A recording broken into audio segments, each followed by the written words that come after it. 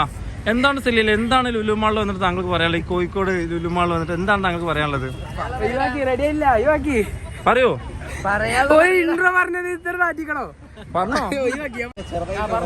സെലിലെ ലുലു മാളിൽ വന്നിട്ട് എന്താണ് എനിക്ക് അഭിപ്രായം? ഈ ശനിയാഴ്ച വന്നിട്ട് ഫസ്റ്റ് ശനിയാഴ്ച ആണല്ലോ. അതെ, അതേപോലെ നാളെ ഓണം കൂടി ആയതുകൊണ്ട് കുറച്ച് ഒരുപാട് റഷ് കൂടുതലാണ്. ഓക്കെ.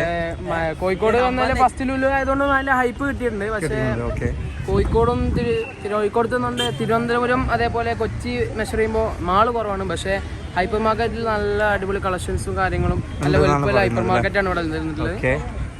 പാർക്കിംഗ് ഏരിയ നല്ല ഫുള്ളാണെന്നാണ് പറയുന്നത്. പാർക്കിങ്ങിനായിട്ട് മെയിൻ കൺസിഡർ ചെയ്തിട്ടുണ്ട്. അപ്പോൾ അത്രയാണ് ഇപ്പോൾ കോഴിക്കോട് ലുലു മാളിനെ കുറിച്ച് പറയുന്നത്. എല്ലാവരും ഒന്ന് വിസിറ്റ് ചെയ്യാം. വിസിറ്റ് ചെയ്തോളി കേട്ടോ, എല്ലാവരും വിസിറ്റ് ചെയ്തോളി. അപ്പോൾ ഇതാണ് നമ്മളെ സെലീലാണ്, നമ്മളെ കമ്പനീൻ്റെ മെയിൻ സർവീസറാണ് നമ്മളെ ഈ സെലീല്. നമ്മളിപ്പോൾ എത്തുന്നത് കോഴിക്കോടിലെ പുതിയ ആരംഭിച്ചിട്ടുള്ള ലുലുമാളിൻ്റെ മുമ്പിലാണ്.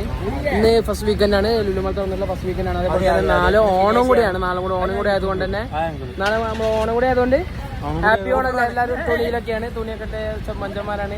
റുമാനൊക്കെ ഫുള്ള് ഗ്ലാസ് ഒക്കെ നമ്മൾ കൂടെ നിൽക്കുന്നത് വയലടയല്ല, പക്ഷേ വീക്കെൻഡ്സ് എന്ന് പറയുമ്പോൾ തന്നെ നല്ല റഷാണ്. അല്ലല്ല നമ്മൾ ആദ്യത്തെ ഭാഗമല്ല, മനസ്സിലാക്കണം. പക്ഷെ ഭയങ്കര റഷാണ്. നിങ്ങൾക്ക് എന്താ പറയാ?